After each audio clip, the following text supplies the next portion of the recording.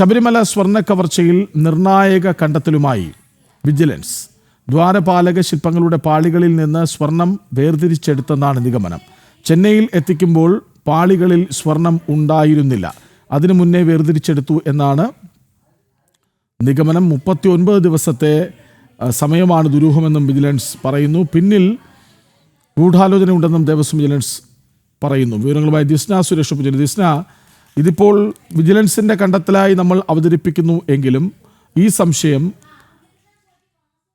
വാർത്തയായി ജനൻ TV കഴിഞ്ഞ ദിവസങ്ങളിൽ നൽകിയിരുന്നു. അതായത് നിർണായക കണ്ടെത്തലെന്ന് ഇപ്പോൾ വിജിലൻസ് പറയുന്നത് സംഭവിച്ചു. ഇതിപ്പോൾ ജനൻ TV വാർത്തയുടെ ഒരു സ്ഥിരീകരണം എന്ന നിലയ്ക്ക് നമുക്ക് ഇതിനെ കാണാം. ദ്വാരപാലക സ്വർണ്ണപാളികളിൽ നിന്ന് സ്വർണം വേർതിരിച്ചെടുത്തു എന്ന നിഗമനത്തിലേക്ക് എത്തുകയാണ്. ദിസ്ന,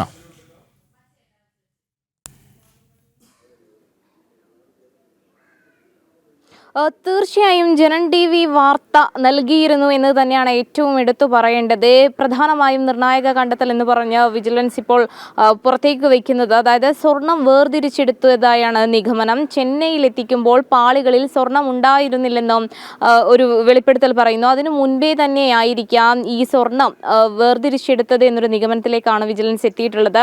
39 ദിവസത്തെ സമയമാണ് ദുരൂഹമെന്നും വിജിലൻസ് വ്യക്തമാക്കുന്നു. എന്തായാലും കൃത്യമായ ആസൂത്രണം ഉണ്ട് എന്നത് ആദ്യഘട്ടം മുതൽ തന്നെ മനസ്സിലായ കാര്യമാണ്. ഉദ്യോഗസ്ഥരുടെ തലയിൽ വീഴ്ച എന്ന് പറഞ്ഞ് കെട്ടിവെക്കുമ്പോഴും കൃത്യമായ ആസൂത്രണത്തോടു കൂടി മാത്രമേ ഇത് ചെയ്യുവാൻ സാധിക്കുകയുള്ളൂ. കൃത്യമായ ആസൂത്രണം നടന്നു എന്നതിന് ഏറ്റവും വലിയ തെളിവ് തന്നെയാണ് ഇത്തരത്തിൽ സ്വർണം വേർതിരിച്ചെടുത്തു എന്നൊരു നിഗമനത്തിലേക്ക് ഇപ്പോൾ വിജിലൻസ് എത്തിയിട്ടുള്ളത്. പ്രധാനമായും പറയുന്നത് ചെന്നൈയിൽ എത്തിക്കുമ്പോൾ തന്നെ പാളികളിൽ സ്വർണം ഉണ്ടായിരുന്നില്ല, അതിനു മുൻപേ തന്നെ ഈ സ്വർണം നീക്കം ചെയ്യപ്പെട്ടു എന്നത് തന്നെയാണ്. എന്തായാലും ഈ 39 ദിവസത്തെ സമയമാണ് ദുരൂഹമെന്നും വിജിലൻസ് പറയുന്നു. അതോടൊപ്പം തന്നെ ഈ തിരുവാഭരണം കമ്മീഷണറുടെ പങ്കിലും വലിയ ദുരൂഹതയുണ്ട് എന്നത് തന്നെയാണ് ഇപ്പോൾ റിപ്പോർട്ടിൽ നിന്നും വ്യക്തമാകുന്നത്. അതിൽ പ്രധാനമായും പറയുന്നത് മഹസറിൽ ഒപ്പുവെക്കാതെ തിരുവാഭരണം കമ്മീഷണറുടെ പങ്കിലാണ് ദുരൂഹത. അതായത് മഹസറിൽ ഒപ്പുവെച്ചിട്ടില്ല എന്നൊരു വാർത്തയും കഴിഞ്ഞ ദിവസം ജനം നൽകിയിരുന്നു. എന്തായാലും അതിലും വലിയൊരു ദുരൂഹത നടന്നിട്ടുണ്ട്. മനഃപൂർവ്വമാണോ ഇത്തരത്തിൽ ഒപ്പുവെക്കാത്തത് എന്നൊരു സംശയത്തിലാണ് വിജിലൻസ് എത്തിയിട്ടുള്ളത്. ചെമ്പുപാളികൾ എന്ന് രേഖപ്പെടുത്തുന്ന വിവരം ഈ കമ്മീഷണർക്ക് കൃത്യമായി അറിയാമായിരുന്നു എന്ന് തന്നെയാണ് ഇപ്പോൾ ഈ വിജിലൻസിന്റെ റിപ്പോർട്ടിൽ വ്യക്തമാക്കിയിരിക്കുന്നത്. എന്തായാലും ഈ 2 വാർത്തകൾ കൃത്യമായി കഴിഞ്ഞ ദിവസം ജനം നൽകിയതാണ്. ഇത്തരത്തിലൊരു സംശയങ്ങൾ ഉടലെടുക്കുന്നു. പ്രധാനമായും ഉദ്യോഗസ്ഥരെ കേന്ദ്രീകരിച്ചുകൊണ്ട് അന്വേഷണം നീങ്ങുന്നു. ഉദ്യോഗസ്ഥർക്ക് വീഴ്ച പറ്റിയെന്ന തലത്തിലേക്ക് ഈ അന്വേഷണം മാറുകയാണ്. കൃഷ്ണരാജ്, ഈ തിരുവാഭരണം കമ്മീഷണറുടെ ഇടപെടലിലും ദുരൂഹതയുണ്ടെന്ന സംശയം കൂടി തെളിയുന്നുണ്ടല്ലോ. അതായത് 39 ദിവസമാണ് ശബരിമലയ്ക്ക് പുറത്ത് ഈ സ്വർണ്ണ പാളി ഉണ്ടായിരുന്നത്. അത് ചെന്നൈയിൽ വരെ എത്തിച്ചു എന്ന വാർത്ത, ആന്ധ്രയിൽ എത്തിച്ചു എന്ന വാർത്ത ഒക്കെ നമ്മൾ നൽകിയതാണ്. ഈ ചെമ്പുപാളികൾ എന്ന രേഖപ്പെടുത്തുന്ന വിവരം കമ്മീഷണർക്ക് അറിയാമായിരുന്നു എന്നാണല്ലോ. മഹസറിൽ ഒപ്പുവെച്ചിട്ടുമില്ല.